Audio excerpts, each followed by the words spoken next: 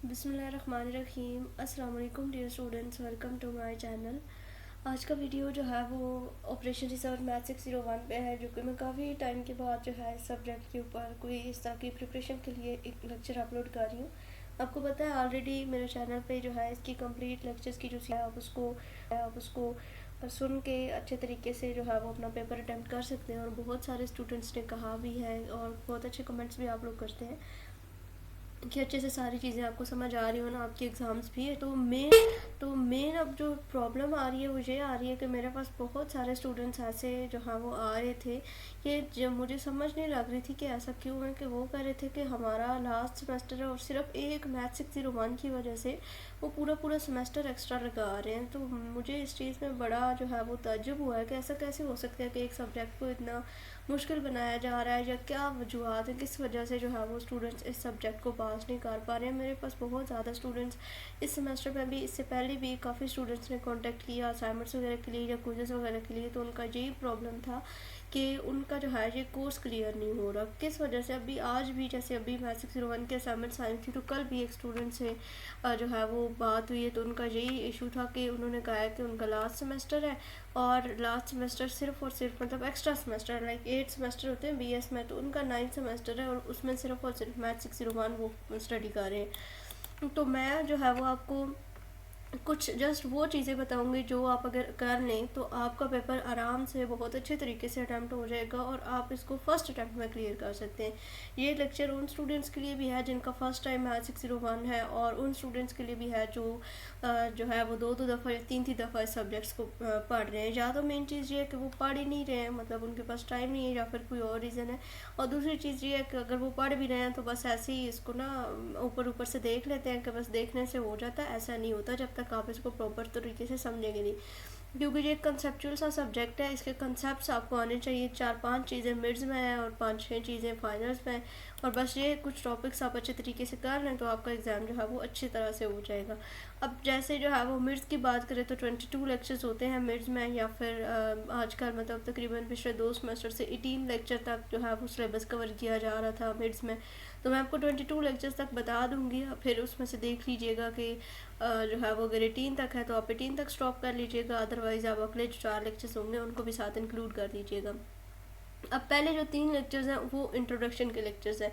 इनमें कुछ भी मतलब इस तरह की चीज़ नहीं है कि जो आप नहीं करेंगे तो आपका पेपर अटैम्प्ट नहीं होगा। इसमें से आपका ऑब्जेक्टिव आता है। ऑब्जेक्टिव में क्या चीज़ आती है आपके पास? ऑपरेशन रिसर्च की डेफिनेशन, और वो डेफिनेशन यही हमेशा आती है कि OR is a scientific method of providing executive department. बस ये जो साइंटिफिक मेथड है ये इसका राइट आंसर होता है।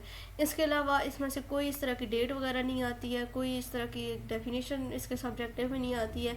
बस सिर्फ ये है कि ऑपरेशन रिसर्च जो है वो आपको पता होना चाहिए। मेन जो इसका थीम है वो क्या है, ठीक है। ये टेक्निक्स होती हैं डिफरेंट। कोई भी आप काम करते हैं तो उससे पहले जो एक रिसर्च कंसिडर की जाती है, जो एक रिसर्च की जाती है, उसको ऑपरेशन रिसर्च का नाम दिया जाता है, दैट्स इट। और ये एक साइंटिफिक मेथड है, यानी कि साइंटिफिकली किसी भी तरीके को जब आप कोई भी काम करते हैं तो साइंटिफिकली भी उस चीज़ को प्रूव करने की कोशिश की जाती है कि ये चीज़ इस तरह से जो है वो सही होगी, और इसमें ये इसके एडवांटेजेस हो सकते हैं और ये डिसएडवांटेजेस हो सकते हैं। उसके अलावा नेक्स्ट जो हमारे पास चीज़ आती है वो आती है ये इम्पॉर्टेंट चीज़, OR प्रोसेस क्या है, ठीक है। अब OR प्रोसेस इतना लंबी डिटेल्स में आप लोगों ने कोई नहीं जाना, सिर्फ जो है इन तीनों चारों चीज़ों के आपको नाम आने चाहिए, ठीक है। ये OR अप्रोच है, ठीक है। OR approach to solving a problem. इसमें आपके पास 5 चीज़ें आती हैं। सबसे पहले आप प्रॉब्लम को ऑब्जर्व करते हैं, देन आप प्रॉब्लम को करते हैं डिफाइन। प्रॉब्लम डिफाइन हो जाने के बाद आप मॉडल कंस्ट्रक्शंस करते हैं, उसके बाद उसका सोल्यूशन निकालते हैं, और एट द एंड आप उस सोल्यूशन को इम्प्लीमेंट कर देते हैं। बस कोई भी प्रॉब्लम फ़र्ज़ करें, आप रियल लाइफ में देख लें, कोई भी फ़र्ज़ करें कि दो लोग आपस में लड़ रहे हैं, तो आप सबसे पहले उनको ऑब्ज़र्व करेंगे कि क्या मतलब किस तरीके से वो काम कर रहे हैं, क्या मतलब उनमें मेन क्या चीज़ हो सकती है, किस हद तक वो आपस में जो है वो लड़ रहे हैं। फिर उसके बाद आप उनका प्रॉब्लम जो है उसको समझने की कोशिश करेंगे। देन आप एक अपने माइंड में एक मतलब यूँ समझ लें कि एक मॉडल कंस्ट्रक्शन करेंगे कि आप इसको किस तरह से सॉल्व किया जाता है। जब वो एक मॉडल जो है वो आपके दिमाग में बन जाएगा कि ये चीज़ें हैं, इन दोनों के दरम्यान में ये बातें हैं, उसके बाद आप उसका सलूशन जो है वो निकालेंगे, और एट द एंड जब जो एग्जैक्ट सलूशन होगा, जो ठीक होगा, उसको आप उनके प्रॉब्लम के ऊपर इम्प्लीमेंट कर देंगे। बस सिंपल सी बात है। अब MCQs जो आते हैं वो ये आते हैं कि OR प्रोसेस क्या है, which of the following is the OR process. अब OR प्रोसेस में ऑब्जर्वेशन है, प्रॉब्लम डेफिनेशन है और इम्प्लीमेंटेशन है, ठीक है। ये जो दरमियान में दो चीज़ें हैं ये आपके पास आ जाती हैं OR टेक्निक्स में, मॉडल कंस्ट्रक्शन और सोल्यूशन, ये दोनों टेक्निक्स में आ जाती हैं। और यही गलती हम करते हैं कि ये सारी हमने इसको OR प्रोसेस बनाया हुआ है और जो भी इसमें से आंसर एक दिया हुआ होता है उसमें MCQs में आप वो टिक कर देते हैं और आपका क्वेश्चन गलत हो जाता है। तो तीन चीज़ें, observation, problem definition and implementation, ये प्रोसेस में आती हैं। मतलब प्रोसेस का क्या मतलब होता है, कोई भी काम करना। तो जब आप ऑब्जर्व कर रहे होते हैं तो प्रॉपर आप एक काम कर रहे होते हैं। जब आप प्रॉब्लम को डिफाइन कर रहे होते हैं, डेफिनेशन आप निकाल रहे होते हैं कि ये प्रॉब्लम है, ये चीज़ें हो सकती हैं इसमें, तब भी आपका एक प्रोसेस चल रहा होता है। जब आप इम्प्लीमेंट करते हैं तो इम्प्लीमेंट करने में भी एक प्रॉपर प्रोसेस आता है। और टेक्निक्स में जो दो चीज़ें आती हैं वो ये है कि जब सोल्यूशन आप जो है मॉडल कंस्ट्रक्शन करते हैं तो डिफरेंट टेक्निक्स को यूज़ किया जाता है। आपका सोल्यूशन जब निकलता है, मतलब जब आप एक सोल्यूशन के ऊपर जो है वो ले लेते हैं उसको कि अब ये जो चीज़ हमने इम्प्लीमेंट करनी है अपने क्वेश्चन के ऊपर या अपने प्रॉब्लम के ऊपर, तो वो आपकी टेक्निक हो गई। बस ये चार चीज़ें आपको यहाँ से आनी चाहिए। इसके अलावा इस पूरे लेक्चर में और कोई भी चीज़ नहीं है जो आपको ज़्यादा डिटेल में जाने की ज़रूरत हो जिसके लिए। और जो हमारे पास ऑपरेशन रिसर्च टेक्निक्स है वो दो तरह की कैटेगरी में डिवाइड होती है। एक प्रोबेबिलिस्टिक टेक्निक होती है, दूसरी डिटर्मिनिस्टिक टेक्निक होती है। अब प्रोबेबिलिस्टिक और डिटर्मिनिस्टिक में क्या है कि डिटरमाइन से लास्ट निकला है डिटर्मिनिस्टिक, मतलब कि प्रॉपर तरीके से एग्जैक्ट जो चीज़ आपके सामने हो रही होती है या आपने करनी है वो हो गई डिटरमाइन चीज़। और प्रोबेबिलिस्टिक में उसमें प्रोबेबिलिटी आ जाती है कि इतना जो है वो चांसेस हैं ये चीज़ होने के, बस ये चीज़ आप ये हो गई। उसके बाद नेक्स्ट हम आ जाते हैं जी अपने अगले लेक्चर्स के ऊपर, जहाँ से मेन जो है हमारा कोर्स शुरू हो रहा है। ये फर्स्ट जो 4 लेक्चर है, 3 है मेरे ख्याल में, ये 4 है, उसमें इतना ही है। अब ये जो PERT और CPM, ठीक है, पर्ट एंड CPM, ये इम्पोर्टेंट है। इसमें से आपके क्वेश्चन आते हैं, आपने अभी अपनी असाइनमेंट्स देखी होंगी, उसमें भी इसी में से जो है वो क्वेश्चन आपके आए हुए थे असाइनमेंट की। तो जिस तरह से वो चीज़ आपकी असाइनमेंट में आई है इसी तरह से आपको या तो डायग्राम बनी हुई दी जा सकती है कि आप इसका क्रिटिकल पाथ निकालें, इसके टाइम फाइंड करें, या फिर ये हो सकता है कि आपको जो है वो डाटा दिया जा सकता है कि आप इसकी डायग्राम बनाएं। अब दोनों चीज़ों का सलूशन आपको डिस्क्रिप्शन में एक लिंक मिलेगा, तकरीबन वो कोई 12-13 मिनट का हार्डली लेक्चर होगा। उसको अगर आप देख लेंगे तो आई गारंटी कि आपको क्रिटिकल पाथ मेथड की, आपको EST की, EFT की, LST की, LFT की, total float, free float, independent float, ये जो सारे कंसेप्ट हैं ना, मतलब ये जो पूरा इतना बड़ा लेक्चर है इसके सारे कंसेप्ट आपके वहाँ पे क्लियर हो जाएंगे। और अगर इसमें से कोई भी शार्ट क्वेश्चन, कोई भी लॉन्ग क्वेश्चन, कोई भी ऑब्जेक्टिव आता है तो आप उसको ईजिली सॉल्व कर लेंगे। इसका ऑब्जेक्टिव थोड़ा सा मतलब ट्रिकी सा होता है, उसमें मतलब कंसेप्ट्स बहुत ज़्यादा चाहिए होते हैं, डीपली कंसेप्ट आपके क्लियर होंगे तो आपको समझ आएगी चीज़ों की। लेकिन ये जो डायग्राम बनाने वाला सिस्टम है ये आपको मेरे लेक्चर से समझ आ जाएगा, आप वो एक दफ़ा सुन लें तो आपको किसी भी चीज़ के मतलब एक्स्ट्रा करने की ज़रूरत नहीं पड़ेगी। छोटी छोटी जो चीज़ें हैं, ये जो हाईलाइटेड हैंडआउट्स हैं, इसमें मैं आपको बता देती हूँ साथ ही ऑब्जेक्टिव के लिए। जैसे जो पर्ट है ये किसका जो है वो स्टैंड करता है, किसको, program evolution and review technique. CPM critical path method को करता है। पर्ट जो है वो इवेंट ओरिएंटेड टेक्निक है। और इवेंट का क्या मतलब होता है, मींस कि reaching a certain stage of the completion of project. इनकी इवेंट्स एक स्टेप से दूसरे, एक इवेंट से दूसरी इवेंट पे, दूसरी इवेंट से तीसरी इवेंट पे, मतलब कि फर्स्ट स्टेप से लेकर लास्ट स्टेप तक जो है वो हम जा रहे होते हैं अपने प्रोजेक्ट की कंप्लीशन की तरफ। उसके बाद अनदर जो टेक्निक है वो क्रिटिकल पाथ मेथड, इसको हम CPM कहते हैं। इसमें क्या है कि इस क्रिटिकल पाथ मेथड का अब क्रिटिकल पाथ, अब सिर्फ इसको समझें। क्रिटिकल पाथ का मतलब ये है कि कोई एक ऐसा पाथ है, कोई एक ऐसा टाइम पीरियड है कि जब आप उस टाइम के अंदर अंदर या उस पाथ के अंदर अंदर अगर आपका प्रोजेक्ट कंप्लीट नहीं होगा तो आप लॉसेस में जाएंगे। इसकी वजह से मेन जो डेफिनेशन है वो ये है कि ये हमारे पास हमारे प्रोजेक्ट का लॉन्गेस्ट पाथ होता है, यानी कि जितने ज़्यादा नोड्स को कनेक्ट करने से हमारे पास क्रिटिकल पाथ मेथड बन रहा होता है हम उसको लेते हैं। लेकिन जो है अगर इसकी डेफिनेशन देखी जाए कि प्रोजेक्ट में इसकी क्या डेफिनेशन है, तो वो ये है कि ये शॉर्टेस्ट टाइम पीरियड होता है जिसमें हम अपना जो प्रोजेक्ट है वो कंप्लीट कर सकते हैं। और अगर उससे एक दिन भी या कुछ टाइम भी ऊपर हो जाता है तो हमारा प्रोजेक्ट ख़त्म हो जाता है। तो ये डिफरेंट तरीक़ों से घुमा फिरा के लंबी चौड़ी स्टेटमेंट दे के आपसे पूछा जा सकता है कि इसके लिए क्या यूज़ करते हैं, तो वो आपका क्रिटिकल पाथ उसको कहते हैं, ठीक है। और वो एक्टिविटीज़ जिनको यूज़ करते हुए हम जो है वो क्रिटिकल पाथ बनाते हैं उनको हम क्रिटिकल एक्टिविटीज़ कहते हैं। अब यहाँ पे ये देखें, the activity could be completed in the reduce direction known as crash reduction. जहाँ ये हो सकता है कि आप किसी भी ऑर्गेनाइजेशन में काम कर रहे हो, कोई भी प्रोजेक्ट आपको मिला हो, तो आपको टाइम मिला हो कि अपने 2 दिनों में कंप्लीट करना है। फर्स्ट करें आपने 1 दिन जहाँ 1.5 डे में कंप्लीट कर लिया, तो वो आपको कहा जाएगा कि आपने इस प्रोजेक्ट को क्रैश कर दी, इसके टाइम पीरियड को क्रैश कर दिया, तो उसको आप क्रैश ड्यूरेशन कहेंगे। नेक्स्ट हमारे पास जो है वो इसकी पर्ट और सीपीएम की बताइए, बस इसको आप ना करें तब भी मसला नहीं है। बस 2 चीज़ें आपको पता होनी चाहिए। जो पर्ट है program evolution and view technique है, इसमें भी हमारे पास जो है वो यही होता है कि हमें एक प्रॉपर नेटवर्क बनाना होता है और देन इसको सॉल्व करना होता है। और सीपीएम जो है ये पर्ट के अंदर यूज़ किया जाता है, एक क्रिटिकल पाथ होता है जिसको कंप्लीट करना होता है हमने, जो भी टाइम पीरियड हमारे पास निकलता है उसमें। ये कुछ इसकी एप्लीकेशन है, इसको छोड़ते हैं। उसके बाद अब यहाँ से नेटवर्क का कंसेप्ट स्टार्ट होता है कि नेटवर्क किस तरह से बनता है। ठीक है, A network is defined as a graphic representation with the flow of some types in its branches. It represents the nodes and branches. 2 चीज़ें नेटवर्क में यूज़ होती हैं, एक को नोड कहते हैं, दूसरे को ब्रांचेस कहते हैं। नोड्स कौन से होते हैं और ब्रांचेस कौन सी होती हैं, यहाँ पे छोटी छोटी डेफिनेशन है ये ऑब्जेक्टिव के लिए। ये जो सर्कल्स आपको नज़र आ रहे हैं इनको हम नोड्स कहते हैं, और ये जो लाइन नज़र आ रही है इसको हम ब्रांच कहते हैं। ठीक है, इनको एरो से भी रिप्रेजेंट किया जाता है। A node is the interaction of 2 branch line, ये इसकी डेफिनेशन है नोड की, और इसको सर्कल से डिनोट किया जाता है। And each branch represent an activity, her branch एक एक्टिविटी रिप्रेजेंट, मतलब एक पॉइंट से दूसरे पॉइंट के ऊपर हम आ रहे हैं तो इसके दरमियान में जो काम हो रहा है उसको हम क्या कहेंगे, उसको हम एक्टिविटी कहेंगे।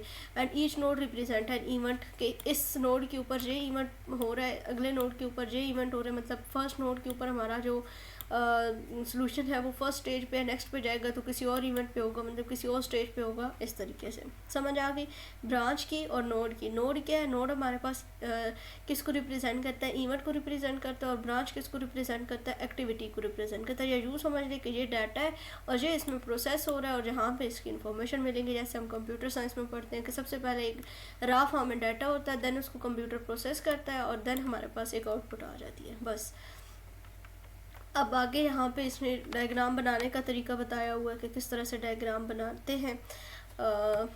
इसके लिए आप वही लेक्चर देखें, आपको बस समझ आ जाएगी। ज़्यादा मैं यहाँ पे आपको कंफ्यूज नहीं करूँगी बुक से देख कर, वो डायरेक्ट मैंने आपको बाय हैंड बना के डायग्राम समझाया हुआ है, आप उसको लाजमी देखिएगा। 10-15 मिनट का लेक्चर है, आपको समझ आ जाएगी। अब कुछ रूल्स एंड नेटवर्क कंस्ट्रक्शंस के, each activity represented by one and only one arrow, कि एक एक्टिविटी को एक ही एरो से रिप्रेजेंट किया जा सकता है। फर्स्ट करें कि ये एक एक्टिविटी है हमारे पास, ये जो एरो इसमें लगा हुआ है, तो ये एक ही एक्टिविटी, मतलब ये ई है ना, तो ये ई सिर्फ इसी एक्टिविटी पे हो सकता है। ये नहीं कि इसके साथ एक और एरो निकाल दें और उसके ऊपर भी हम ई लिख दें, ये नहीं हो सकता। This mean that the no single activity can be represented to in a network, यानी कि फर्स्ट करें, मैं ये चीज़ मैंने अभी बताई है कि यहाँ पे अगर ये ई लिखा हुआ तो ये ई यहाँ पे भी नहीं हो सकता, यहाँ पे भी नहीं हो सकता, बल्कि पूरे नेटवर्क में कहीं भी नहीं हो सकता। जस्ट जहाँ पे ये है उधर ही ये होगा, मतलब एक ही दफ़ा एक एक्टिविटी को हम रिप्रेजेंट करते हैं। No 2 activities can be identified by the same end events, यानी कि एक ही इवेंट के साथ 2 एक्टिविटीज़ को हम रिप्रेजेंट नहीं कर सकते। There should be not be loop in the network, यानी कि कोई भी लूप जो है हमारे नेटवर्क में नहीं होना चाहिए, क्रॉस नहीं होने चाहिए arrows. Time follow from left to right, all the arrow point in one direction, arrow pointing in opposite direction must be avoided, यानी कि जैसे इनकी डायरेक्शंस आप देखें, यूँ हमारे पास नेटवर्क आ रहा है, फिर इसकी डायरेक्शन, मतलब सब ये डायरेक्शन जो है वो एंड पॉइंट के ऊपर जा रही है। ठीक है, ऐसा नहीं है कि इधर से भी जो है हमारे पास इस साइड पे एरो आ रहा है और जहाँ से 3 से निकल के अगेन से 2 में जा रहा है, तो वो चीज़ आपकी यहाँ पे कंसिडर नहीं की जाएगी। Arrow should not cross each other, जो मैं आगे बता चुकी हूँ। Each node must have at least 1 activity preceding it and at least 1 activity following it, यानी कि प्रीडिसेसर एंड सक्सेसर इसको बोला जाता है, यानी कि हर फर्स्ट नोड्स के अलावा हर एक्टिविटी का एक प्रीडिसेसर। जैसे यहाँ पे ये 2 है ना, ये नोड हमारे पास 2 है, अब इस 2 से पहले हमारे पास 1 है। जो एक्टिविटीज़ को देखें तो बी एक्टिविटी से पहले ए एक्टिविटी हमें चाहिए, सी एक्टिविटी से पहले हमें ए एक्टिविटी चाहिए, तो इस मीन्स की जो ए है इसका प्रीडिसेसर है बी और सी का, और इसका सक्सेसर अगली एक्टिविटी होगी। जैसे कि बी का सक्सेसर हमारे पास ई है और सी का सक्सेसर हमारे पास डी है, इस तरीके से। ठीक है, उसके बाद डमी एक्टिविटीज़ होती हैं कि कभी कभार ऐसा भी हो सकता है कि हमारा प्रोजेक्ट कंप्लीट करने में हमें जो है वो एक प्रोजेक्ट कंप्लीट करने में हमें ग्रुप ऑफ जो है वो 2 या उससे भी ज़्यादा जॉब्स की ज़रूरत पड़ सकती है, कॉमन प्रीडिसेसर, यानी कि जिनका प्रीडिसेसर सेम हो सकता है। तो उसके लिए हम एक डमी एक्टिविटी रिप्रेजेंट करते हैं जिसका टाइम ऑफ ड्यूरेशन 0 होता है। ये भी MCQs के लिए है कि डमी एक्टिविटी का टाइम ऑफ ड्यूरेशन क्या है, वो 0 होता है। ठीक है, जैसे यहाँ पे देखिए आप A B C और D, ये तीनों जो है वो ए बी और सी जो है ये तीनों हमारे पास सेम लाइन से स्टार्ट हो रहे हैं, और डी से पहले हमें क्या चाहिए, ए और बी चाहिए, और ई से पहले हमें बी और सी चाहिए। अब देखें ये हमारे पास ए निकल रहा है, बी है और सी है। अब इसने कहा है कि डी से पहले हमें ए और बी दोनों चाहिए। अब डी हमारा या तो यहाँ से ए के बाद से स्टार्ट हो सकता है या बी के बाद से स्टार्ट हो सकता है। तो ए और बी दोनों को रिप्रेजेंट करवाने के लिए हमने दरमियान में एक लाइन ड्रा कर दी है कि बी भी कंप्लीट हो चुका है, ए भी कंप्लीट हो चुका है, तो नेक्स्ट डी आएगा। इसी तरह ई से पहले हमें बी भी चाहिए था, सी भी चाहिए था। अब या तो ई का जो हेड है, जो एरो है, वो हम यहाँ से बी से निकाल सकते हैं या फिर सी से, दोनों में से तो नहीं निकल सकता। जैसे हमने देखा है कि एक एक्टिविटी को एक ही दफ़ा पूरे नेटवर्क में रिप्रेजेंट कर सकते हैं, तो सी के बाद से हमने इसको लिया और साथ में इसको एरो, ये जो डॉटेड लाइन है, इसके थ्रू हमने इसको कनेक्ट कर दिया, तो ये हमारे पास डमी एक्टिविटी बन गई। इस तरीके से आप जो है वो डमी एक्टिविटीज़ को अपने नेटवर्क में इंट्रोड्यूस करवा सकते हैं। It is created to make activity with a common starting and finishing image. ये बात मैंने आपको बता दी है, बस और कुछ नहीं है। इसको एरो से रिप्रेजेंट किया जाता है विद ज़ीरो टाइम ड्यूरेशन, और इसको डॉटेड लाइन से रिप्रेजेंट किया जाता है। बस ये चीज़ आपने याद रखनी है। उसके बाद नेक्स्ट आप देखिए, दो से ज़्यादा, तीन से ज़्यादा, चार से ज़्यादा, जितनी भी एक्टिविटीज़ आपके क्वेश्चन के अकॉर्डिंग बन रही है ना, डमी एक्टिविटीज़, वो आप बना सकते हैं। इसमें कोई ये रूल नहीं है कि आप नहीं बना सकते हैं, ठीक है। अच्छा जी, यहाँ पे बस आगे सारे जो है वो यही नेटवर्क के बारे में ही दिया हुआ है कि किस तरह से नेटवर्क बनाने हैं। अच्छा, नेटवर्क पेपर में नहीं आते, आप इसकी टेंशन नहीं लेनी। आपको क्या पता होना चाहिए, आपको पता होना चाहिए क्रिटिकल पाथ फाइंड करने का पता होना चाहिए, क्रिटिकल एक्टिव। यहाँ पे आके इसने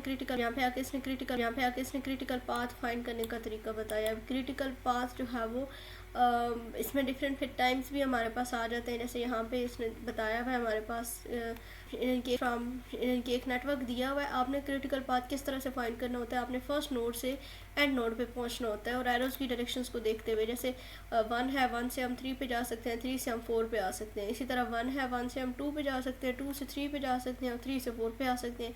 या फिर हम 1 से 2 और 2 से 4 पे जा सकते हैं डायरेक्ट। तो इस तरीके से जब आप लिख लेते हैं कि आप जो है वो 1 से 2 पे जा रहे हैं, 2 से 4 पे जा रहे हैं, तो इनकी जो डायरेक्शंस होती हैं, यहाँ पे जो टाइम ऑफ ड्यूरेशन है उसको आपने ऐड कर देना होता है। यहाँ पे 6 पे आ जाएगा। इसी तरह जब आप 1, 2, 3 और 4 लेंगे तो 6 + 7 + 3 लिख देंगे। इसी तरह जब आप 1, 3 और 4 लिखेंगे तो आप 5 + 3 लिख देंगे, तो आपके पास इसका आंसर आ जाएगा।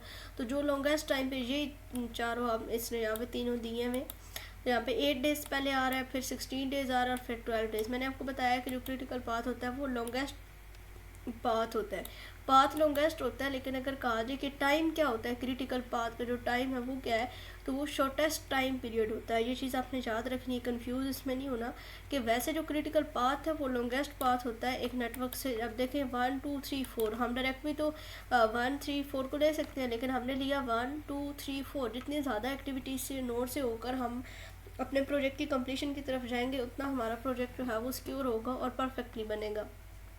तो यहाँ पे 16 डेज़, अब 16 डेज़ जो है ये मिनिमम टाइम पीरियड है हमारे प्रोजेक्ट को कंप्लीट करने का। अगर इससे ज़्यादा टाइम पीरियड में हमारा प्रोजेक्ट जाता है तो इट्स मीन कि हम जो है वो लॉस में जा रहे हैं, ठीक है। अच्छा, नेक्स्ट अब ये चीज़ early start and early finish, late start and late finish, ये आपने बस लेक्चर देख लेना। इधर बहुत कन्फ्यूजन से जो है वो क्रिएट की गई, बहुत लंबी चौड़ी चीज़ें यहाँ पे बताई हुई हैं। तो वो मैंने आपको एक लेक्चर दिया है, नीचे डिस्क्रिप्शन में उसका लिंक है, वो आपने बार बार कह रही हूँ इस वजह से क्योंकि ये इंपॉर्टेंट है और ये पेपर में आता है, ठीक है। इस वजह से मैं आपको बार बार कह रही हूँ, ये नहीं कहना कि जो है वो बार बार एक ही बात मैं रिपीट कर रही हूँ। तो ये आपके लिए इंपॉर्टेंट है, इस वजह से मैंने कहा कि आप इस एक दफ़ा उसको देख लें। ये late start time, late finish time, early start time, early finish time, slack और फ्लोट्स, ये सारी चीज़ें आपको वहाँ से समझ आ जाएंगी। ये इंडिपेंडेंट स्लैक, फ्री स्लैक, सब कुछ आ जाएगा समझ में, ठीक है। उसके बाद नेक्स्ट हमारे पास आ जाता है जी पर्ट मॉडल, जिसको हम program evolution and review technique के नाम से हमने पढ़ा है। इसमें जो है वो 3 टाइम्स यूज़ होते हैं, ठीक है। इसमें 3 टाइम कौन से, ऑप्टिमिस्टिक टाइम होता है, पेसिमिस्टिक टाइम होता है, एंड मोस्ट लाइकली टाइम होता है। ऑप्टिमिस्टिक टाइम को हम टी नॉट से, ये यहाँ पे बल्कि लिखा हुआ है। Pessimistic time longest time period होता है एक्टिविटी को कंप्लीट करने के लिए, और इसको टीपी से डिनोट किया जाता है। मोस्ट लाइकली टाइम होता है, इसको टीएम से डिनोट किया जाता है। और ये लेस टाइम पीरियड होता है इससे, जो हमारे पास पेसिमिस्टिक टाइम है। और थर्ड जो है वो ऑप्टिमिस्टिक टाइम पीरियड होता है, और उसको हम टी नॉट से डिनोट करते हैं, और ये स्मॉलेस्ट टाइम एस्टीमेट होता है हमारे पास, ठीक है। ये तीनों टाइम पीरियड है।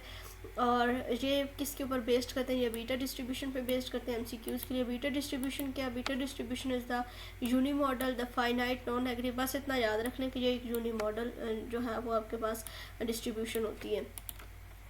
नेक्स्ट यहाँ पे ये फार्मूला है एक्सपेक्टेड टाइम फाइंड करने का, टी ई फाइंड करने का। अगर आपसे कहा जाए, आपको वैल्यूज़ दी जाए t naught, t m and t p की, अगर आपकी असाइनमेंट अगर आपने अभी देखी हो तो एक असाइनमेंट में इस तरह का क्वेश्चन था, शायद मोहम्मद नदीम समथिंग इंस्ट्रक्टर थे या फिर मुनज़्ज़ा बतूल, इन दोनों की असाइनमेंट में से किसी एक असाइनमेंट का क्वेश्चन था, उसमें आपने एक्सपेक्टेड टाइम फाइंड करना था। तो ये फार्मूला है इसका, t naught plus t m plus t p divided by 6।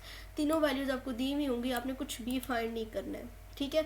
अगर कहा जाए कि फाइंड द एक्सपेक्टेड टाइम, तो आपको टी नॉट भी दिया गया होगा, आपको सिर्फ ये पता होना चाहिए, वहाँ पे ये लिखा हुआ होगा कि the times are given optimistic time, pessimistic time and most likely time. आपको पता होना चाहिए कि टी नॉट को ऑप्टिमिस्टिक टाइम के लिए यूज़ किया जाता है, टी एम को मोस्ट लाइकली टाइम के लिए यूज़ किया जाता है, एंड पी को पेसिमिस्टिक टाइम के लिए यूज़ किया जाता है।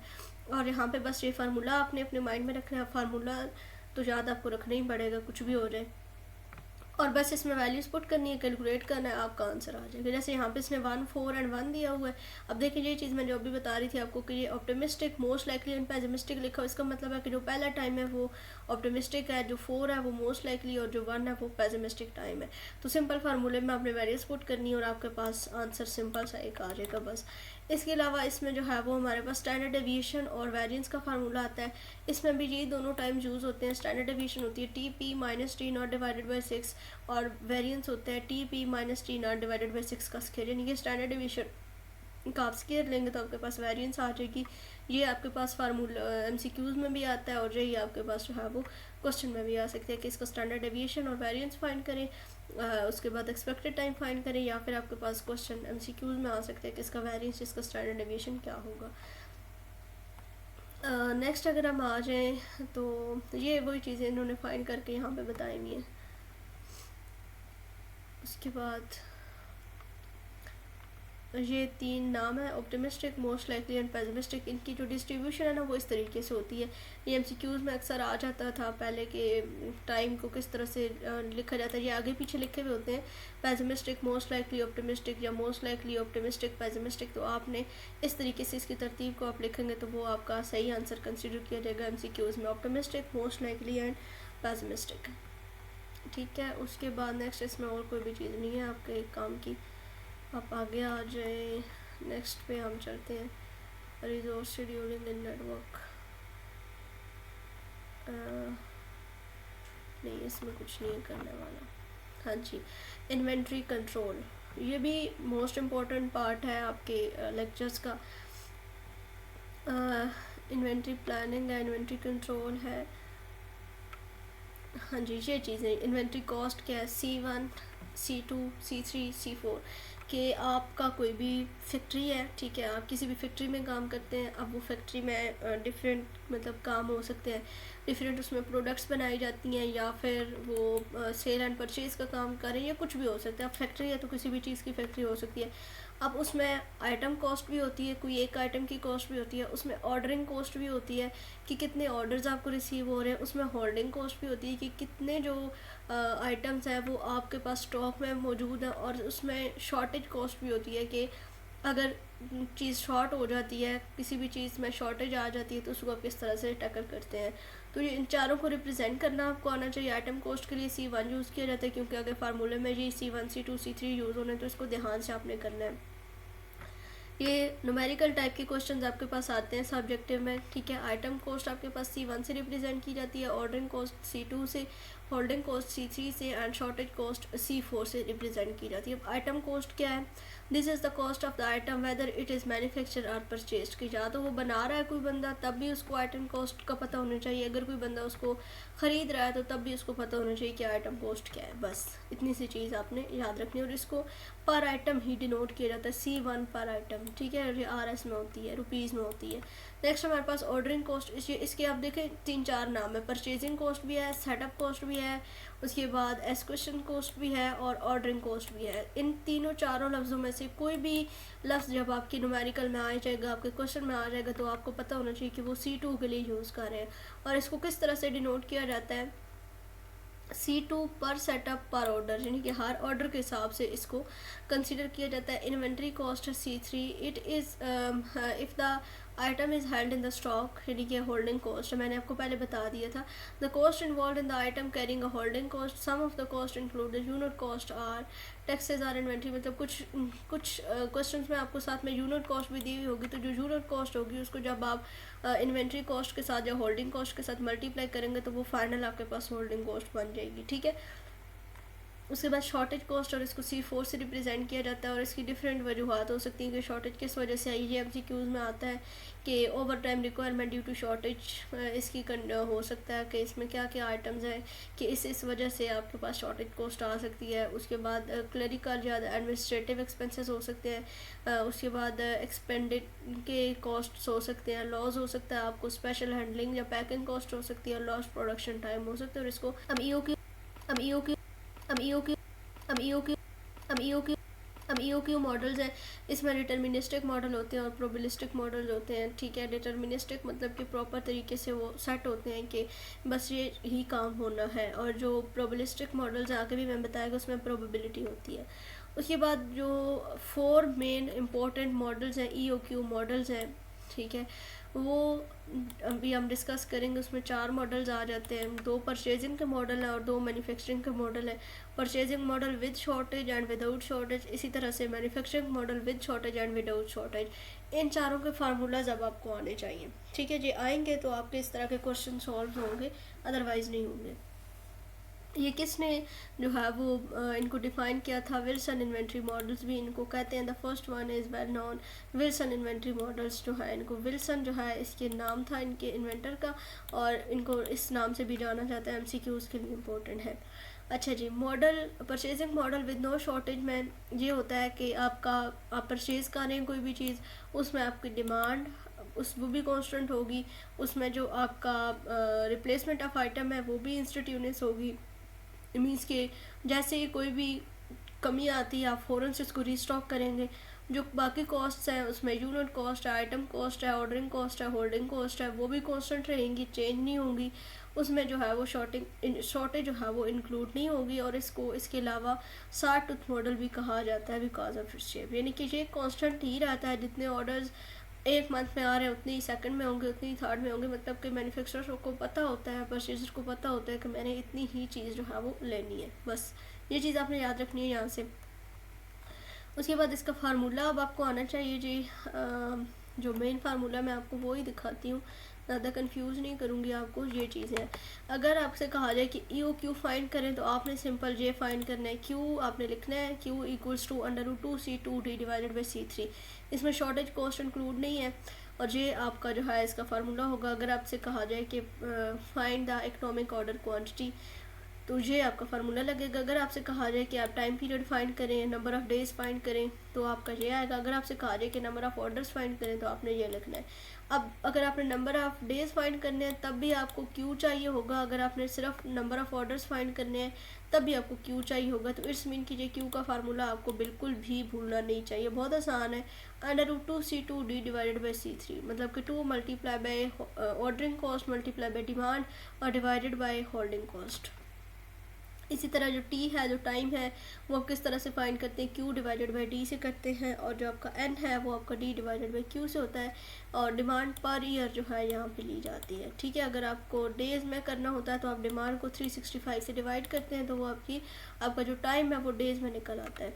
यहाँ पे आके इसका प्रॉपर तरीका दिखाया गया है कि इसमें किस तरह से आप इसको जो है वो सॉल्व करेंगे इस तरह के क्वेश्चन को। जैसे यहाँ पे डिमांड दी हुई है 12,000 units per year, ordering cost RS100 पर ऑर्डर दी हुई है, होल्डिंग कॉस्ट 0.80 पर आइटम पर मंथ है, और शॉर्टेज यहाँ पे अलाउड नहीं है। हमने क्या क्या फाइंड करना है? इकोनॉमिक ऑर्डर क्वांटिटी यानी कि UQ फाइंड करना है, टाइम बिटवीन ऑर्डर फाइंड करना है, number of order per year find करना है, ऑप्टिमम एनुअल कॉस्ट फाइंड करनी है, ठीक है।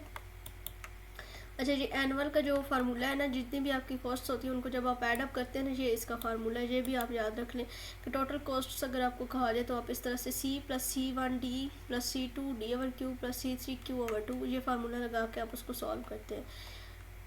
अच्छा, यहाँ पे अब टाइम सारी जो डिमांड्स थी वो हमने दे दी हैं। अगर होल्डिंग कॉस्ट आपकी पर मंथ में दी हुई होती है तो उसको आपने पर ईयर में कन्वर्ट करना होता है। ये और जो डिमांड है वो दोनों सेम होती है, होल्डिंग कॉस्ट और डिमांड दोनों सेम होनी चाहिए। अगर डिमांड आपकी पर ईयर में है तो आप होल्डिंग कॉस्ट को भी पर ईयर में कर रहे हैं, अगर डिमांड पर मंथ में गिवन है तो आपकी जो होल्डिंग कॉस्ट है अगर वो दी हुई है पर ईयर में तो उसको आपने पर मंथ में कन्वर्ट कर लेना है। सारी वैल्यूज रखने के बाद सिंपल फार्मूला यहाँ पे इन्होंने लगा दिया 2C2D डिवाइडेड बाई C3 और आंसर आपका आ जाएगा 500 यूनिट। उसके बाद next time D over Q over D से फाइंड किया जाता है, ठीक है, मंथ्स में टाइम निकाला गया है। उसके बाद number of order per year D divided by Q और ऑप्टिमम एनुअल कॉस्ट में नंबर ऑफ ऑर्डर को मल्टीप्लाई कर देते हैं नंबर ऑफ वन साइकिल से। नंबर ऑफ ऑर्डर जितने आपके पास यहाँ पे आए हैं 24 है और मल्टीप्लाई आगे जो मैंने आपको ऊपर पूरा फार्मूला बताया है ना दिस वन, ये वाला पूरा फार्मूला आप वहाँ पे इम्प्लीमेंट कर देते हैं तो आपके पास जो है ये टोटल जो ऑप्टिमम एनुअल कॉस्ट है वो आ जाती है। नेक्स्ट आपके पास आता है परचेजिंग मॉडल विद शॉर्टेज, ठीक है। अब विदाउट शॉर्टेज वाला हो गया, विद शॉर्टेज में भी कॉस्ट सारी यही आनी है। आप C1 से आइटम कॉस्ट को डिनोट करेंगे, आप C2 से ऑर्डरिंग कॉस्ट को डिनोट करेंगे, आप C3 से होल्डिंग कॉस्ट को डिनोट शॉर्टेज कॉस्ट से डिनोट करेंगे। सिर्फ फ़र्क ये आएगा कि आपका फार्मूला थोड़ा सा चेंज होगा।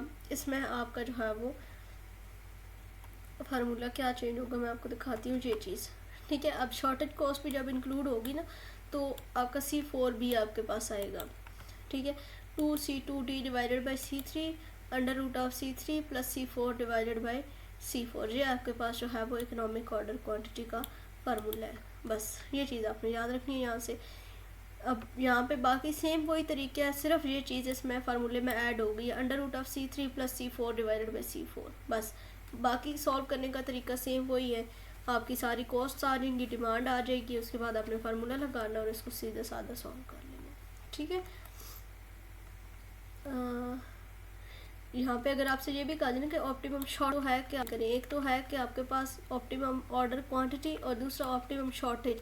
अगर शॉर्टेज की बात की जाएगी तो फिर आप ये फार्मूला यूज़ करेंगे, ठीक है। ये इसी फार्मूले को जो इसका ये सेकंड पार्ट है ना वो उलट जाएगा, यहाँ पे सिर्फ 2C2D डिवाइडेड बाई C4 हो जाएगा and under root of C3 divided by C3 plus C4। अगर आपसे कहा जाए कि आप ऑप्टिमम शॉर्टेज फाइंड करें, वैसे इस तरह का नहीं आता, ऑर्डर क्वांटिटी का ही ज़्यादा आता है, UQ का ही आता है, लेकिन फिर भी फॉर सिक्योरिटी पर्पस आप इसको भी साथ में माइंड में रखेंगे। नेक्स्ट आपके पास है परचेज मैन्युफैक्चरिंग मॉडल। पहले परचेजिंग की बात होगी, अब मैन्युफैक्चरिंग की बात होगी, तो इसमें आपके पास प्रोडक्शन रेट आएगा, ठीक है, और इसको R से रिप्रेजेंट किया जाता है, बाकी सारी चीज़ें सेम है, ठीक है। इसमें यहाँ पे मैक्सिमम उसको इन्वेंट्री कहते हैं, मैक्सिमम इन्वेंट्री, उसका फार्मूला है आपके पास। अगर क्वेश्चन में मैं आपको बल्कि दिखा देती हूँ, ये Q और R and R minus D ये इसका फार्मूला होता है। यहाँ पे ये इसका जो फार्मूला है, अगर purchasing model with no shortage आएगा तो इसका फार्मूला ये बनेगा Q equal to under root 2C2D divided by C3 and under root R divided by R minus D।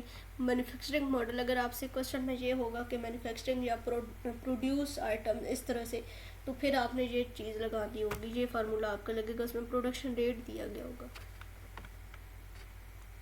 अब देखिए यहाँ पे डिमांड है, कंपनी कैन प्रोड्यूस, ये इस चीज़ की पहचान है कि जब मैन्युफैक्चरिंग की बात होगी तो उसमें प्रोडक्शन की बात हो रही होगी। और ये देखें the rate of production is 3000 per month है, यानी कि R हमारे पास दिया हुआ है। यही फार्मूला आपका लगेगा। मैक्सिमम इन्वेंट्री का फार्मूला ये है Q into R minus D divided by R। Time और जो नंबर ऑफ ऑर्डर्स है उनका फार्मूला सेम ही रहेगा। ऑप्टिमम एनुअल कॉस्ट में तीनों कॉस्ट को आप सिर्फ प्लस कर देंगे, simple. Item cost, ordering cost और होल्डिंग कॉस्ट तीनों को प्लस कर देंगे तो आपके पास जो है ये आ जाएगा टोटल एनुअल कॉस्ट। उसके बाद मैन्युफैक्चरिंग मॉडल विद शॉर्टेज है, इसमें अब सिर्फ C4 इंक्लूड हो जाएगा और इसका फार्मूला भी चेंज होगा। ये इसका C4 के लिए फार्मूला है। अगर शॉर्टेज मैन्युफैक्चरिंग, वैसे इस तरह का नहीं आता क्वेश्चन, लेकिन फार्मूले आपको आने चाहिए। अगर आ जाता है तो आप अगर शॉर्टेज की बात कीजिए कि शॉर्टेज कॉस्ट फाइंड करो तो ये फार्मूला लगेगा, और अगर ऑप्टिमम जो है कॉस्ट उसके लिए आपका ये इकोनॉमिक ऑर्डर क्वांटिटी के लिए ये वाला फार्मूला लगेगा, अगर इसमें मैन्युफैक्चरिंग मॉडल विद शॉर्टेज का क्वेश्चन आता है तो। उसके बाद नेक्स्ट हम आ जाते हैं, ये प्राइस ब्रेक वाला। इसमें ये है कि सिर्फ आपने जो है ना वो प्राइजेस चेंज करते जाना है। जो आपके पास 2C2D डिवाइडेड जो डी है ना, डिमांड है, वो चेंज होती जाएंगी तो आपकी वैल्यूज़ चेंज होती रहेंगी। इसमें इतना कोई ख़ास चीज़ नहीं है करने वाली। उसके बाद डायनामिक ऑर्डर क्वांटिटी है, उसमें नहीं है। ABC एनालिसिस, हाँ जी, इसमें जो है वो क्वेश्चन आता है कि डिफरेंट आइटम्स जो हैं वो आपको दिए हुए होते हैं, इनके स्टेप्स आप देख लें। सबसे पहले हमने annual usage for every item in the sample by multiplying the annual requirement by the cost per unit, कि आपने क्या करना होता है, एनुअल रिक्वायरमेंट्स को आपने मल्टीप्लाई कर देना होता है कॉस्ट पर यूनिट से सबसे पहले। उसके बाद arrange the item in descending order of the usage value calculated above, कि आपने डिसेंडिंग ऑर्डर में सारी वैल्यूज़ को आपने अरेंज करना है। उसके बाद कम्युलेटिव टोटल आपने फाइंड करना है, convert the cumulative total of number of item using into percentage, और ड्रा द ग्राफ वगैरह बनाने का नहीं कहा जाता, सिर्फ इतना सा एक जो है वो दिया हुआ होता है आपको इस तरह का टेबल। इसमें एनुअल यूजेज और यूनिट कॉस्ट दी हुई होती है। सबसे पहले आप स्टेप में क्या करते हैं, आप एनुअल यूजेज को यूनिट कॉस्ट से मल्टीप्लाई करते हैं तो ये एनुअल यूजेज का आपके पास ये पॉइंट आ जाता है। उसके बाद साथ में रैंकिंग का ऑप्शन आता है, जो आपने टेबल बनाना होता है। रैंकिंग में जो होता है कि सबसे बड़ी वैल्यू के साथ आप 1 2 3 इस तरह से लिख देते हैं और फिर उसको डिसेंडिंग ऑर्डर में जो है वो कन्वर्ट कर देते हैं। ठीक है, जहाँ पे आपके पास ये एनुअल यूजेज जो है वो आपके पास आ जाती है।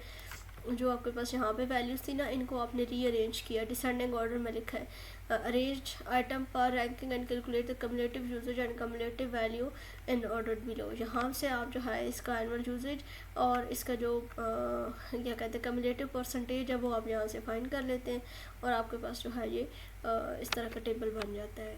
उसके बाद कुछ डेफिनेशंस है, इसमें कोई नहीं डेफिनेशंस करने वाली।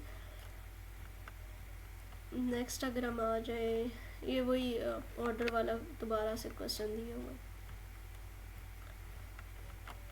अच्छा, नेक्स्ट 20। उसके बाद लीनियर प्रोग्रामिंग टेक्निक्स हैं। इसको अगर आप रीड आउट एक दफ़ा कर लें तो वेल है, अदरवाइज़ जो इम्पोर्टेंट चीज़ें थी वो आपकी यहाँ तक थी। प्रोडक्ट मिक्स में इसमें से नहीं आता। डिसीजन वेरिएबल्स, इसका मैं थोड़ा सा आपको बता देती हूँ कि आपको एक प्रॉपर एक दिया जाता है, लाइक स्टेटमेंट एक दी हुई होती है, उसमें से खुद ही आपने वेरिएबल्स डिसाइड करने होते हैं कि इसमें इतनी चीज़ें प्रोड्यूस हो रही हैं। ठीक है, जैसे यहाँ पे मग्स की और प्लेट्स की बात है कि the decision confronting management in this problem, how many plates and how many mugs to produce. तो इसने नंबर ऑफ़ प्लेट्स को x1 से डिनोट कर दिया है और नंबर ऑफ़ मग्स को x2 से डिनोट कर दिया है। नेक्स्ट डिफरेंट वैल्यूज़ दी हुई होती हैं, मतलब आपने कंडीशन को समझना होता है कि आप 4 by the number of plates produce, तो आप 4 को x1 से मल्टीप्लाई कर देंगे। 5 multiplied by the number of mugs produced, तो यहाँ से आप 5 के साथ x2 को मल्टीप्लाई कर देंगे। मतलब प्रॉपर आपको एक सिनेरियो दिया हुआ होता है, उसमें से सिर्फ आपने क्या करना होता है कि आपने इस तरह का एक जो है वो क्वेश्चन बना देना होता है 4x1 + 5x2 इस तरीके से करके। वो डिपेंड करेगा आपकी सिचुएशन के ऊपर। ज़्यादा इस तरह के क्वेश्चन आते नहीं है, लेकिन अगर आ जाए तो फिर आपने इसको इस तरह से हैंडल करना होता है। इसमें लेस देन की इनइक्वालिटीज़ को यूज़ किया जाता है। ठीक है, और नेक्स्ट हम इंग्रेडिएंट मिक्सेस में इसमें से नहीं आते क्वेश्चंस। डिसीजन वेरिएबल का मैंने आपको बता दिया इसी तरह से, बस आपने क्वेश्चन को समझना है। उसमें जो चीज़ लिखी हुई है कुछ मतलब उसमें दिया जाता है कि ये लेस देन है, ये इक्वल टू है। अब यहाँ पर ज़्यादा एग्जांपल्स नहीं है, तो आप जो है बस इसको ये चीज़ माइंड में रखें। इतना तो अब आपका लेवल है ही कि मतलब आपने BS कंप्लीट है आपका या जो भी सेमेस्टर है, तो आप क्वेश्चन को समझेंगे प्रॉपर तरीके से। उसमें कोई भी आप वेरिएबल को नाम दे सकते हैं, आप x1 x2 दें, आप y1 y2 दें, आप कुछ भी दें। आप उसको जो है वो डिपेंड्स ऑन कंडीशन के उसमें वो प्लस चीज़ हो रही है या माइनस हो रही है, बस इसके आगे यही सारी चीज़ें हैं। हाँ जी, यहाँ से general form of linear programming problem, इसमें जनरल फॉर्म इसकी क्या होती है ये बस आप देख लीजिएगा। और इसमें j की वैल्यूज़ 1 से अप टू n टर्म्स तक जाती हैं और इसको ये रिप्रेजेंट करने का तरीका है, इस तरह से आप इसको रिप्रेजेंट करते हैं। और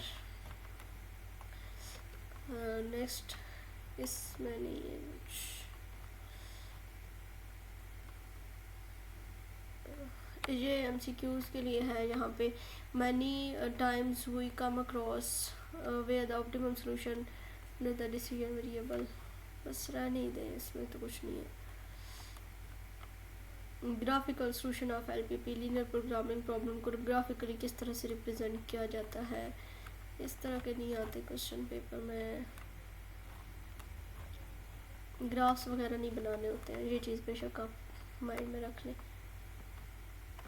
ये भी मुझे एग्जैक्ट याद नहीं कि इसके 22 लेक्चर्स कहाँ तक बनते हैं, लेकिन अगर इस तरह का क्वेश्चन आ चुके मिनिमाइज दिस या मैक्सिमाइज दिस, तो उसमें आपने क्या करना होता है कि यहाँ पे जो डिफरेंट वैल्यूज़ आपको दी हुई होती है ना एक्स वाई की, जैसे यहाँ पे हमारे पास x plus y is greater than equal to 10 दिया हुआ है, तो पहले इनकी सबसे पहले हम इनइक्वालिटीज़ को ख़त्म करते हैं। ठीक है, एक्स प्लस वाई को जैसे हमने फर्स्ट इनइक्वालिटी को लिया तो x plus y equals to 10 था, यहाँ पे हमने इसको एक टर्म को पहले ज़ीरो रखते हैं, फिर दूसरे की वैल्यू वहाँ से निकल आती है, फिर दूसरे को ज़ीरो रखते हैं तो पहले की वैल्यू निकल आती है। जैसे यहाँ पे x plus y equal to 10 था, x इक्वल टू 0 रखा तो y की वैल्यू 10 आ जाएगी, y इक्वल टू 0 रखा तो x की वैल्यू 10 आ जाएगी। फिर इस वैल्यू को हम यहाँ पे इस क्वेश्चन में पुट करते हैं, पहले x की पुट कर देते हैं, मतलब x इक्वल टू 0 और y इक्वल टू 10 पुट कर देते हैं, फिर y equal to 0 and x equal to 10 put कर देते हैं। इसी तरह जितनी भी इनइक्वालिटीज़ आपको यहाँ पे दी हुई होती है ना, सबको इस तरीके से हम जो है वो लेके आते हैं पहले, और देन जो है वो इसको ग्राफ वगैरह नहीं बनाने का कहा जाता है, सिर्फ इतना बोला जाता है कि मैक्सिमाइज या find the maximum value of this. तो आप सारी इनइक्वालिटीज़ को वैल्यूज पुट करके चेक करते हैं, जो आपका मैक्सिमम आंसर आता है, मतलब सबसे बड़ा आंसर आता है, उसको आप लिख देते हैं कि this is the maximum value of this. यहाँ पे अभी उस तरह के क्वेश्चन नहीं है, लेकिन पेपर में इस तरह के क्वेश्चन आते हैं। यहाँ पे नहीं दिया हुआ, इस तरह की एग्जांपल नहीं दी हुई है, लेकिन ये है कि आपको ये चीज़ आनी चाहिए। ठीक है, कि मैक्सिमम किस तरह से, मैंने आपको बता दिया कि सारी इनइक्वालिटीज़ को 0 को इक्वल रखते हैं, पहले x इक्वल टू 0 रखते हैं, वहाँ से एक y की वैल्यू निकल आती है, फिर y इक्वल टू 0 रखते हैं। मतलब फर्स्ट करें कि आपको दो इनइक्वालिटीज़ दी हुई हैं, तो आपके आंसर्स कितने निकलेंगे, दो यहाँ से और दो, चार आंसर्स निकलेंगे। उन चारों में से जो आपका मैक्सिमम वैल्यू होगी ना, वो आपका क्वेश्चन का आंसर होगा। ठीक है, उसके बाद कुछ डेफिनेशन है फिजिबल सोल्यूशन की। Feasible solution is the value of all points for which all the constraints are satisfied, and optimum solution is the feasible solution which maximise and minimise the objective function. ये आपके final term में ज़्यादा include चीज़ें होंगी। ये main यहाँ पे दो डेफिनेशन हैं, इनको आप देख लीजिएगा। उसके बाद ये 22 लेक्चर्स है सिम्प्लेक्स मेथड वाला, 21 है 22 है शायद, 22 लेक्चर्स है सिम्प्लेक्स मेथड का। ये इसको भी आपको समझना अगर है तो इसके लिए मैं आपको लिंक ही दूंगी, ये जहाँ से बुक से आपको बिल्कुल भी नहीं समझ आएगा। दो लिंक्स अब आपने ज्वाइन करने हैं, जो सॉरी वॉच करने हैं। एक आपने जो टाइम है नेटवर्क बनाने के लिए, और दूसरा ये सिम्प्लेक्स मेथड। ठीक है, ये दोनों चीज़ें आपको अच्छे से समझ आ जाएंगी। आप सिलेबस अपना देख लीजिएगा, अगर सिलेबस में आपका 22 लेक्चर तक इंक्लूड हुआ तो फिर आप सिम्प्लेक्स मेथड को देख लीजिएगा, अदरवाइज़ आप लेक्चर नंबर 21 से स्टार्ट करेंगे या 19 से स्टार्ट करेंगे जब अपने फाइनल टर्म की प्रिपरेशन, तो आपका ये उसमें क्लियर हो जाएगा। लेकिन जो 18 लेक्चर तक जो चीज़ें हैं जो मैंने आपको बताई हैं, वो अच्छे तरीके से आपने करनी है। ठीक है, जो जो मैंने आपको बताया, जैसे ये एक तो मैक्सिमाइज वाला क्वेश्चन है, ये पक्का आता है। ठीक है, इसको आपने माइंड में रखना है। उसके अलावा डिसीजन वेरिएबल वाला भी आ सकता है, उसकी भी कंडीशंस मैंने आपको बता दी हैं। उसके अलावा आपको मैंने नेटवर्क के बारे में सारा बता दिया। अब EST, LST, LFT, वो सारी चीज़ें आपको खुद समझनी है। लेक्चर का लिंक दे रही हूँ, 10-15 मिनट का वो लेक्चर होगा, वो आपने देख लेना है। ठीक है, उससे आपके ऑब्जेक्टिव भी क्लियर होगा और सब्जेक्टिव, दोनों चीज़ें उसमें आएंगी। उसके अलावा मैंने आपको क्रिटिकल पाथ फाइंड करने का बताया, उसके अलावा मैंने आपको PERT मॉडल का बताया, उसके अलावा टाइम्स का मैंने आपको बताया है। EOQ जो मोस्ट इम्पॉर्टेंट इस पूरे जो है वो जो मिड टर्म का सिलेबस है, EOQ, वो चारों मॉडल्स मैंने आपको डिटेल से बता दी हैं। ठीक है, शॉर्ट मैंने लेक्चर वैसे तो बनाना था, लेकिन काफ़ी लेंथी हो गए, बट फिर भी अगर आप 1 घंटे का ये लेक्चर देख लें, 1 घंटा भी पूरा नहीं हुआ, तो आपको अच्छे तरीके से इस तरह से आप प्रिपेयर करें तो आपकी प्रिपरेशन हो जाएगी। कोई भी फालतू चीज़, कोई भी फाइल्स ये वो करने की आपको ज़रूरत नहीं पड़ेगी। एट द एंड अगर आपको कोई ऐसी फाइल मिलती है जिसमें से लोग कहें कि इसमें से ऑब्जेक्टिव रिपीट हो रहा है, तो आई सजेस्ट कि आप उसको एक दफ़ा देख लें, ताकि आपको आइडिया हो जाए कि इस तरह का आपका ऑब्जेक्टिव होगा। तो हो सके इससे अभी काफ़ी हेल्प होगी बहुत सारे स्टूडेंट्स की, तो हमें याद रखिएगा। और अगर इसी तरह के मज़ीद आपको लेक्चर्स किसी और सब्जेक्ट के रिलेटेड चाहिए, तो आप वीडियो के कमेंट बॉक्स में मुझे बता सकते हैं, इंशाल्लाह मैं प्रोवाइड करने की कोशिश करूँगी। चैनल को सब्सक्राइब कर दीजिएगा। मिलेंगे अपने अगले लेक्चर में। अल्लाह हाफ़िज़।